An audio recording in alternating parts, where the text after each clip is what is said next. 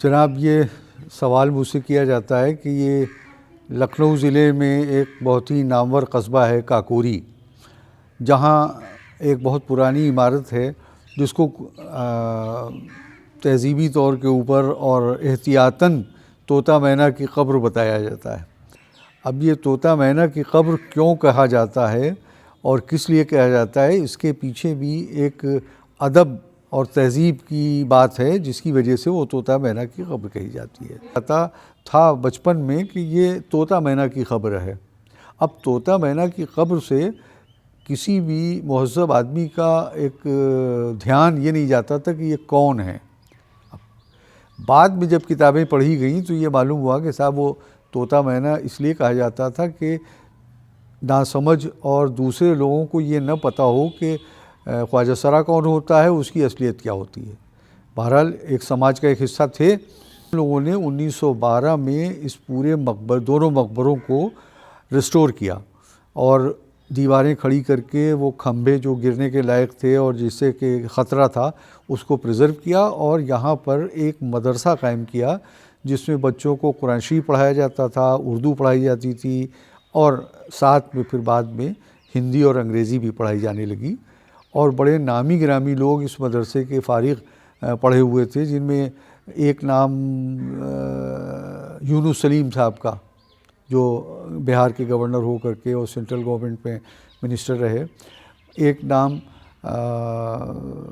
Hyderabad state کے جو نظام ٹرسٹ کے فائنانس سیکریٹری جناب محمد علی عباسی صاحب۔ ایک اور کموڈور آصف علوی صاحب تھے جو مائیگریٹ کر گئے تھے آزادی کے بعد، انہوں نے بھی یہیں پڑھا۔ اور اس طریقے کی شخصیتوں کے ساتھ بہت سے نام ایسے ہیں کہ جو اس مدرسے کے پڑھے ہوئے لوگ تھے۔ ان دونوں مقبروں میں جو جھنجری روضے کا بڑا مقبرہ ہے جس میں یعقوب سلطان دفن ہیں، ان کی قبر کے سرہانے ایک قطعہ تاریخ فارسی میں لگی ہوئی ہے جو آپ کے نیشنل آرکائیوز ناگپور میں کیٹلاگ میں لگی ہوئی ہے، وہ جا چکی ہے یہاں سے، اور جو بھی تاریخیں اس عمارت کی ہیں وہ سب وہاں پریزرو ہیں، کیٹلاگ میں دیکھی جا سکتی ہیں۔ تو میں اس کو مطلب تو ابھی نہیں پڑھوں گا، میں تھوڑا سا اس کے بارے میں آپ کو بتا دیتا ہوں کہ جھنجری روضہ مہامنگا کے داماد یعقوب سلطان کا مقبرہ ہے۔ یعقوب سلطان کی شادی مہامنگا کی بیٹی سے ہوئی، اور یہ لوگ حضرت قاری نظام الدین شیخ بھکاری رحمۃ اللہ علیہ کے مرید تھے، اور اسی عقیدت میں ان کی وصیت تھی کہ جب میں نہ رہوں تو اپنے پیر کے پایتی دفن کیا جاؤں۔ آئین اکبری ایک بہت ہی مشہور تاریخ کی کتاب ہے جس کے پیج نمبر 546 کے اوپر جو عبارت ہے اس سے یہ معلوم ہوتا ہے کہ مزار کے کتبے سے معلوم ہوتا ہے کہ یہ عمارت 1580 سے 1582 عیسوی میں بنی ہے، جھنجری روضہ جو ہے، اور حضرت قاری نظام الدین شیخ بھکاری رحمۃ اللہ علیہ کے انتقال کے 7 سال بعد یعقوب سلطان کا انتقال ہوا، تو آپ سن 74 سے 7 تقریباً وہ 7 سال بعد یہ مقبرہ بنا ہے، اور اس مقبرے بننے کے بعد 2 سال لگے ہوں گے مقبرے کو تعمیر ہونے میں۔ تو یہ تو تاریخ کا ہے۔ اور اب اس کا جو اسٹرکچرل ڈیٹیلز ہیں کہ وہ 5-5 فٹ چوڑی دیواریں ہیں، اور کہیں لوہے کا استعمال نہیں کیا گیا، کہیں لکڑی کا استعمال نہیں کیا گیا۔ جو اس کی خاصیت یہ ہے کہ پورا گنبد جو ہے وہ ڈاٹ کے اوپر بنایا گیا ہے، ایک ایک اینٹ لگا کر کے اس کو پہلے 8 پہل پہ بنایا ہے، پھر 8 پہل کے بعد اس کے اوپر گولان لی گئی ہے،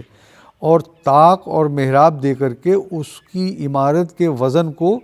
ڈسٹریبیوٹ بانٹ دیا گیا ہے کہ پورا وزن دیواروں پہ نہ آئے بلکہ ان چھوٹی ڈاٹس کے اوپر آئے۔ اور اپنے وقت میں بہت ہی خوبصورت چونے راکھی کا پلاسٹر سے ایک اس میں کارونگ ہے، وہ ابھی آپ عمارت میں دیکھیں گے کہ طاق اور طاق کی خوبصورتی اور لائننگ کتنی اچھی کٹنگ ہے وہ آپ دیکھیں گے۔ تو اس میں یعقوب سلطان کی جو قطع تاریخ وہاں لگی ہے اس سے اردو اور فارسی دونوں میں اردو اور فارسی دونوں میں ایک ہنر ہے قطع تاریخ کہنے کا، کہ جو اشعار کہے جاتے ہیں اسی میں سے تاریخ نکالی جاتی ہے۔ تو یعقوب سلطان کی جو قطع تاریخ لگی ہے وہ میں پڑھ دیتا ہوں۔ فلک قدر یعقوب سلطان کے او، بجز تخم نیکی بدنیا نکشت، سوئے عالم قدس کردہ سفر، سرائے جہاں را بکلی بہشت، نبوشید از حوض کوثر شراب، چہ نیکو سیر و بود و نیکو سرشت، چو کردہ ز تاریخ فوتش سوال، خرد گفت گردید اہل بہشت۔ اس خرد گفت گردید اہل بہشت سے 988 ہجری کی تاریخ نکلتی ہے۔ تو 988 ہجری جو تقریباً 1580-81 کا ٹائم عیسوی سن سے نکلتا ہے، یہ یعقوب سلطان کی قطع تاریخ ہے۔ اور کاکوری کی تاریخ میں ایک کتاب ہے جو ابھی مینuscript ہے، قلمی ہے، چشمہ فیض، جس کے رائٹر ہیں منشی فیض بخش کاکوروی صاحب، جو بہو بیگم کے دربار میں فیض آباد میں شاہی تاریخ نویس بھی تھے اور مشیر کار بھی تھے، ایڈوائزر بھی تھے۔ انہوں نے جو اپنی تاریخ لکھی ہے اس میں یہ ساری چیزیں درج ہیں۔ اور جو چھوٹا مقبرہ ہے جس میں خواجہ دولت دفن ہیں، ان کا وہ عیسوی سن اس کا 1617 نکلتا ہے، اور 1027 ہجری جو پتھر لگا ہوا ہے اس کے اوپر، اس میں 1027 ہجری پڑی ہوئی ہے۔ تو خواجہ دولت جو ہیں وہ 39 سال بعد، یعقوب سلطان کے انتقال کے 39 سال بعد جب ان کا انتقال ہوا تو وہ یہاں دفن کیا گیا۔ ان کی جو قطع تاریخ ہے وہ ہم پڑھے دیتے ہیں جو کام آئے گی، کہ قضارہ خواجہ دولت آ شہ خانہ، کہ بود در زماں فرد یگانہ، شدہ قطب جہاں از ملک فانی، بسوئے عالم باقی روانہ، ز سال فوت او ہر کس کے پرسد، بگو رفت از جہان قطب زمانہ۔ اس بگو رفت از جہان قطب زمانہ جو مصرع ہے، اس سے 1027 ہجری کی تاریخ نکلتی ہے۔ یہ پورا ایک فن ہے جو ابجد، حوض، حتی، کلمن، صافت، زغ، یہ اردو کے الفاظ کو اس طریقے سے باندھا گیا، ان میں 1 سے 10 تک، اور پھر 10، 20، 30، 40 سے لے کر کے آگے تک لفظ کے ویلیو لکھی گئی ہے۔ تو جو لفظ اس میں آئے ہیں ان سے ویلیو نکال کر کے یہ 1027 ہجری، یہ اردو ادب کا ایک بہت زبردست فن ہے، فارسی اور اردو کا، جس سے عمارتوں کی تاریخ کہی جاتی تھی، اور یہاں تک کہ جو کتابیں لکھی جاتی تھیں ان کی لکھنے اور رسم اجرا اور تمام چیزوں کی تاریخ بھی کہی جاتی تھی۔ تو یہ ہم نے مختصر آپ کو جھنجھری روضے کے بارے میں بتایا ہے، اور میرے خیال میں یہ ضرور ہے کہ اس جھنجھری روضے کو چونکہ ہم لوگوں کے ذمے اور ذمہ داری میں ہے، اس لیے کہ یہ پورا قبرستان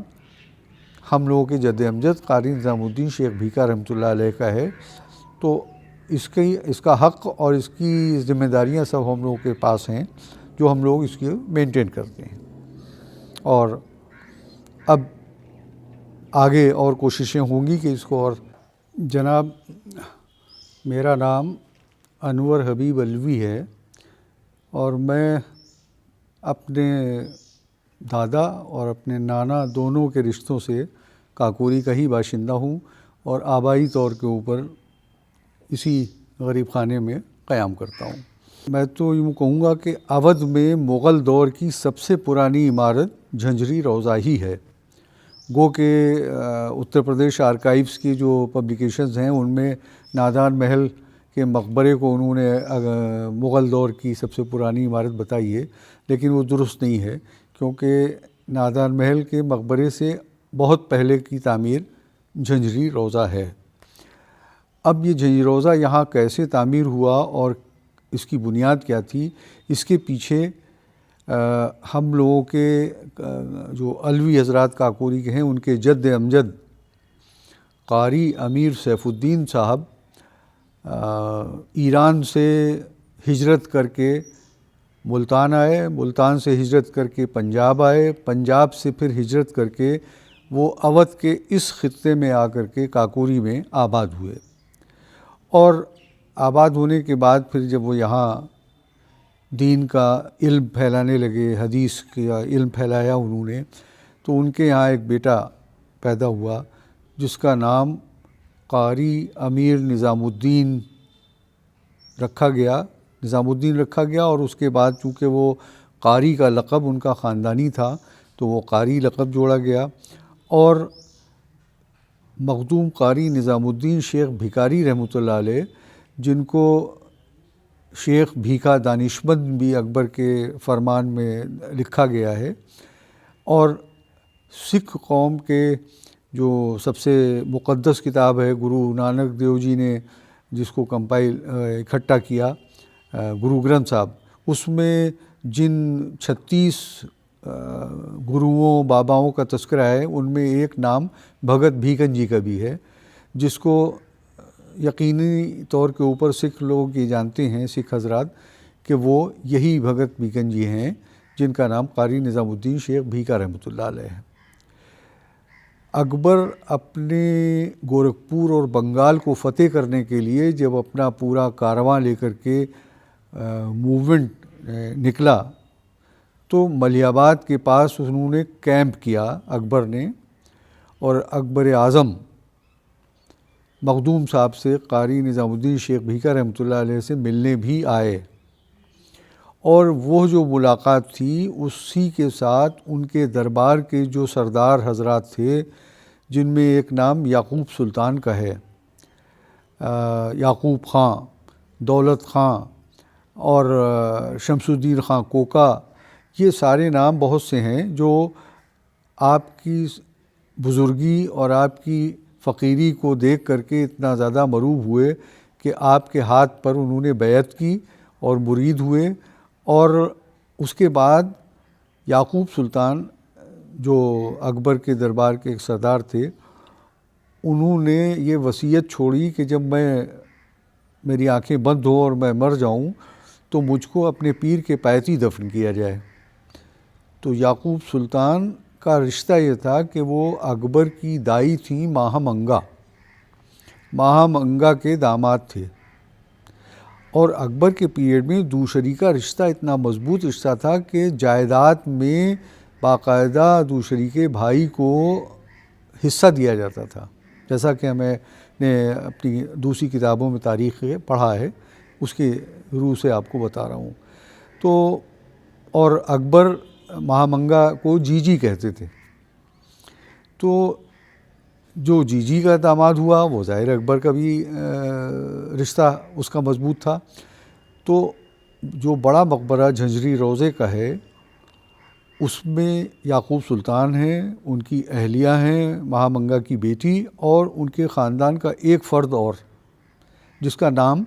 تاریخی کتابوں میں نہیں ملتا، لیکن وہ تینوں اوریجنلی وہ قبریں موجود ہیں وہاں۔ اس کے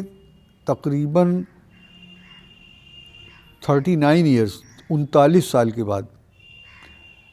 ایک دوسرے مرید جن کا نام دولت خواجہ تھا، اور بعد میں پھر تاریخی کتابوں میں دولت خاں بھی ملتا ہے، ان کا